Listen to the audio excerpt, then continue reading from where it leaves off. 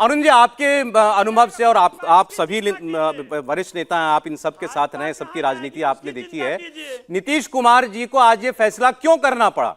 कोई असुरक्षा है बिहार की सरकार में रहते हुए उनको? अपनी पार्टी को लेकर के कोई डर है? इंडिया गठबंधन को लेकर के कोई असुरक्षा की भावना है? देखिए, ये बात ठीक है कि नीतीश जी को इधर जो दवा उवा खिलाया जा रहा था और मानसिक रूप से ज़्यादा वो ग्रसित हो गए थे, वो मानसिक स्थिति उनकी ठीक नहीं थी, उसके चलते कई तरह के बयान आए और जो बयान दुनिया में कोई स्वीकार नहीं कर रहा था।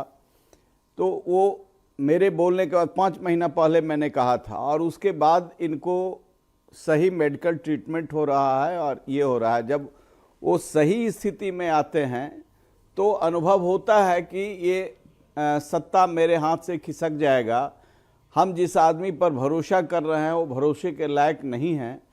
और नहीं तो कोई कारण नहीं है कि 22 में जो राज्य के जो अध्यक्ष चुने गए 2022 में, आप 23 में ही बदल दिए गए, इसका कोई कारण नहीं बनता है, कोई कारण नहीं बनता है। इसमें असुरक्षा का ही भाव है और इस असुरक्षा के वजह से ही ये कर रहे हैं। अभी नवल भाई कह रहे थे, मैं उनको बताना चाहता हूं कि ये 4 लाख नौकरी जो है, जिसकी बेचैनी किसी को हो सकती है, तो ये तो बेईमानी इन्होंने किया 17 साल तक उन शिक्षकों के साथ और बिहार की आवाम के साथ, बिहार को बर्बाद करने का काम किया। 17 वर्ष के बाद ये नौकरी अप्रूव्ड हुआ। ये 17 साल से सृजित पद जो था, ये सृजित पद के खिलाफ आज तक लोगों को बरकलाते रहे। और शिक्षकों पर कितना अत्याचार हुआ है इस कालखंड में, इसका जवाब तो ये दे नहीं पाएंगे। अब उसी को ये भनाना चाह रहे हैं। दूसरी बात, आज जो इस टकराहट के वजह से राज्य की स्थिति है, प्रतिदिन ऐसी घटनाएं हो रही हैं कि बिहार की जनता शर्मसार हो रही है। रोज हत्या, रोज डकैती, रोज ये कानून नाम की ये जो आपसी जो इन लोगों का टकराहट है सत्ता को लेकर के, कभी इनके मंत्री कुछ बोलते हैं, कभी इनके विधायक कुछ बोलते हैं, कभी सांसद कुछ बोलते हैं, जी ठीक है, और एक दूसरे का कोई कोहेसिव तो आपने कहा, जैसे आपने बोला कि ये असुरक्षा की एक भावना नीतीश कुमार में थी, इसीलिए आज खुद पार्टी के अध्यक्ष बने हैं अतुल पाटिल साहब। देखिए, दूसरी बात जो है, जैसे आज किसी त्यागी बाहर मीटिंग के निकले, उन्होंने कहा कि भाई अब हमको सुविधा होगी अपने अलायंस पार्टनर से सीट शेयरिंग वगैरह पर बात करने में, नीतिगत फैसले लेने में। अब बहुत लोग ये कहते हैं, अब मैं जेडीयू के लोगों की बात कर रहा हूं, उनके हवाले से कहा जाता है भाई इस इंडिया गठबंधन को लाने वाले, इसको एक स्ट्रक्चर देने वाले कौन? नीतीश कुमार। पहली बैठक कहां हुई? पटना में हुई। इसको पायलट नीतीश कुमार कर रहे थे, अब पायलट करने लगी कांग्रेस पार्टी। हमारे खड़गे साहब का नाम कुछ दलों ने आगे बढ़ा दिया, नीतीश कुमार चाह रहे थे कि मेरा नाम भी कभी आगे बढ़ेगा, उनको कर दिया गया किनारे। इस सब के बीच में ये नीतीश कुमार खुद अपनी भी कोई रीपोजिशनिंग कर रहे हैं। सौरभ भाई, तो पहले तो मैं ये बता दूं कि जफर भाई कह रहे थे मैं हंस रहा था, मुझे लग रहा था, तो भैया आपका तो अध्यक्ष जो है उसकी तो कोई आबरू ही नहीं है आपके पार्टी में, उसको तो कोई पूछता ही नहीं है, सामने जाता है तो उसको पीछे खींच लेते हैं। तो अपने पार्टी का देखिए।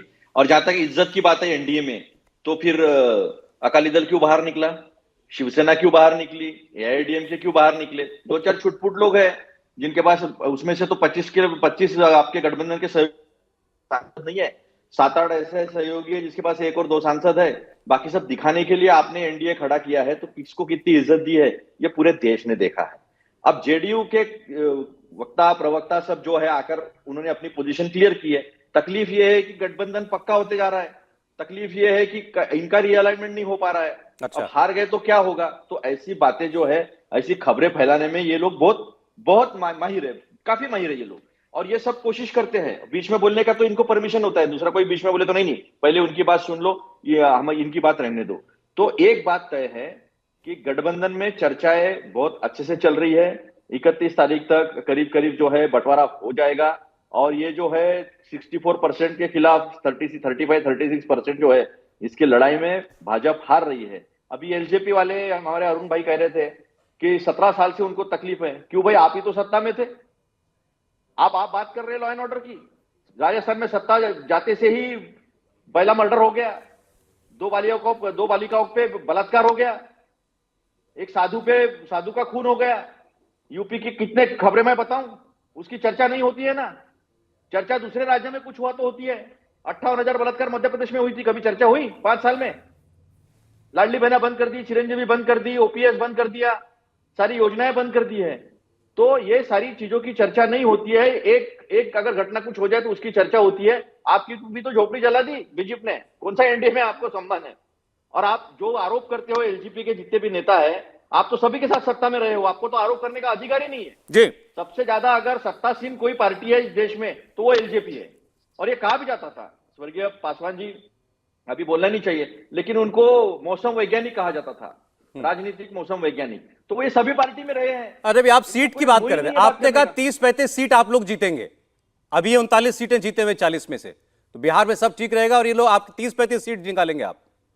देखिए, सत्यपाल मलिक जी ने जो भांडा फोड़ा है ना, तो कोई दूसरा मौका बचा नहीं है इनके लिए, कोई मौका बचा नहीं है। क्या भांडा? सत्यपाल मलिक जी ने जो बालाकोट का भांडा फोड़ा है इनका, और जो सच जनता के सामने, देश के सामने रखा है, इसके बाद जनता जान गई है कि ये किस हद तक जा सकते हैं।